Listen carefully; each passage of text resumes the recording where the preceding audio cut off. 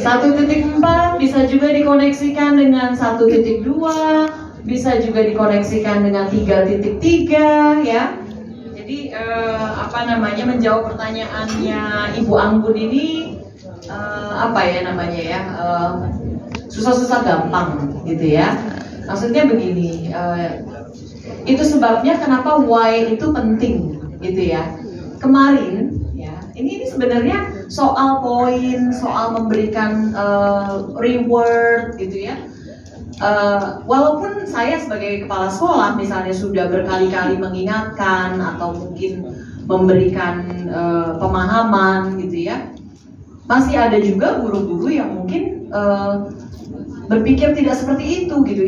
Itu boleh kok Bu, itu buktinya bisa kok mengubah perilaku murid di kelas kok gitu ya. Masih ada juga yang seperti itu Bu, even di sekolah saya ya. Baru kemarin waktu saya lagi duty di playground, saya didatengin murid, Bu Dewi, kata dia sebut nama gurunya, kata Bu Dewi nggak lagi memperbolehkan ya kita dikasih stiker gitu. Muridnya nemuin saya. Oke. Terus akhirnya saya ajak anak itu bicara gitu ya. Ini anak nggak dapet esensi dari kenapa gitu ya? Kenapa pendekatannya bukan lagi dengan stiker itu sebenarnya, dengan poin-poin itu gitu. Jadi saya harus ngajak dia bicara dulu. Nah ini ketika pesan yang disampaikan itu nggak sampai ke anak gitu ya. Karena yang kita mau bangun kan seperti di modul 1.4 itu kan disampaikan bahwa yang kita mau bangun kan adalah disiplin diri, motivasi internal. Ya, kita tidak mau mengontrol perilaku murid kita dengan sesuatu yang nantinya akan akan bikin dia jadi tergantung. Kita mau murid-murid kita berlaku baik karena dia tahu bahwa berlaku baik itulah dirinya gitu. Karena dia itu orang baik. Ya, saya berlaku baik bukan karena saya dimarahi guru saya dulu. Ya. Saya hanya berlaku baik kalau saya dikasih stiker sama guru saya. Kan gitu kan ya. Nah, tapi buat sampai ke sana memang nggak bisa saknyet. Bahasanya salah ya, saknyet gitu katanya ya. Nggak bisa ya. Makanya saya bilang tadi bahwa ini akan terefleksi ke bagaimana sehari-hari kita berinteraksi dengan murid, bagaimana pendekatan mengajar kita di kelas. Ya, kalau kita tidak memberikan kesempatan misalnya buat murid-murid kita untuk misalnya karena ini kita bicara soal hukuman ya. Kalau nggak dikerasin nggak jalan Bu mereka. Nah, cerminkan saja ke kita gimana caranya supaya dia paham bahwa dia ini harus berlaku baik karena memang itulah yang seharusnya terjadi gitu loh. Bukan karena saya dihukum sama guru saya. Gitu ya Bu ya. Jadi nggak ada resep sebenarnya ya. Balik saya berkali-kali bilang, gimana ya Bu, anak kita tuh kok kelamaan dielus. Ya, kelamaan dielus kok jadi kayaknya nggak hormat sama guru. Jadi generasi yang kelemar-kelemar, yang sedikit-sedikit mengeluh gitu ya. Ya, sedikit-sedikit mengeluh, ini kok susah gitu. Ya sebenarnya kan tergantung kita. Ketika kita kemudian di dalam kelas ini memberikan proses pembelajaran yang menguatkan mereka, yang memberikan mereka kesempatan buat misalnya gagal gitu ya, tapi bisa bangkit lagi gitu ya. Jatuh bisa bangkit lagi. Ya, ketika kita beri, misalnya dari situ aja kita bisa loh melatih mentalnya murid sebenarnya, ya, sehingga nggak perlu keras, ya, nggak perlu keras gitu, nggak perlu kita harus dihukum dulu gitu baru dia melakukan sesuatu, karena kita nggak bisa ngontrol. Kita balik ke modul 1.2 ya Pak Adit ya, ini Pak Adit yang nulis modul 1.2, ya. Apa yang terjadi di hadapan kita, perilaku murid itu hanya fakta. hanya informasi.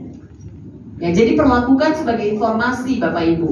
Dia berbuat tidak baik, dia berperilaku tidak baik, itu adalah fakta.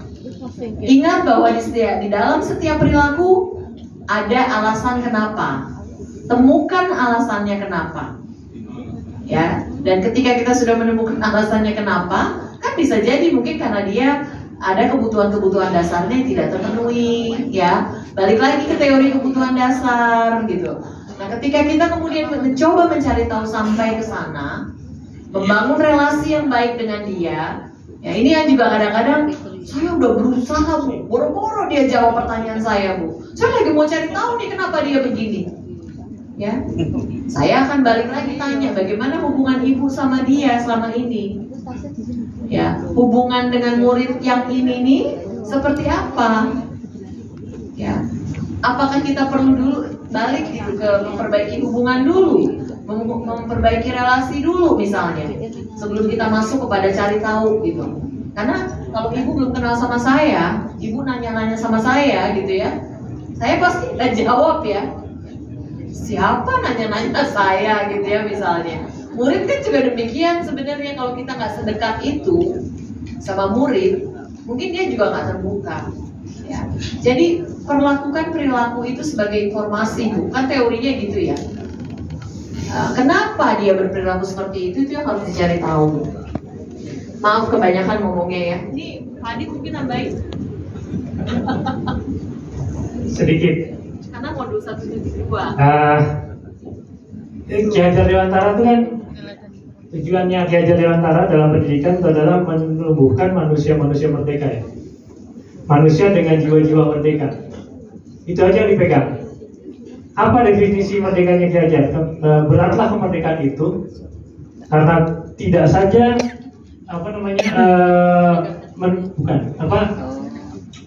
tidak terperintah. Bukan saja dia tidak terperintah, tapi juga menegakkan diri dan mengatur kehidupannya dengan tertib. Itu merdekanya Ki Hajar Dewantara. Baru yang ketiga, yang keempat adalah bagaimana mereka mengatur kehidupannya dengan kemerdekaan orang lain. Ini merdeka. Ini manusia dengan jiwa merdeka menurut definisinya Ki Hajar Dewantara. Kalau kemudian kita lihat, kita udah, kita terapin merdeka belajar kayak gini, anak-anaknya malah jadi nggak tertib, anak-anaknya malah jadi kurang ajar. Ada yang salah. Karena definisinya nggak begitu. Merdeka itu berat, bukan itu doang yang berat. Tidak terperintah, bikin orang tidak terperintah, menumbuhkan anak yang tidak terperintah. Berarti dia harus tahu apa? Harus tahu mana yang jalan yang benar, jalan yang salah, betul? Dari apa? Dari sejak kecil. Dari sejak kecil dia tahu mana yang benar, mana yang salah. Ya kan manusia-manusia yang merdeka, manusia yang tahu jalan yang benar, jalan yang salah. Merdeka dia. Kan gitu dibilangnya. Selamat, ya, keselamatan, kebahagiaan setinggi-tingginya. Berarti dunia akhirat bukan itu. Itu aja. Ibu silakan Bu. Ibu yang mau bertanya.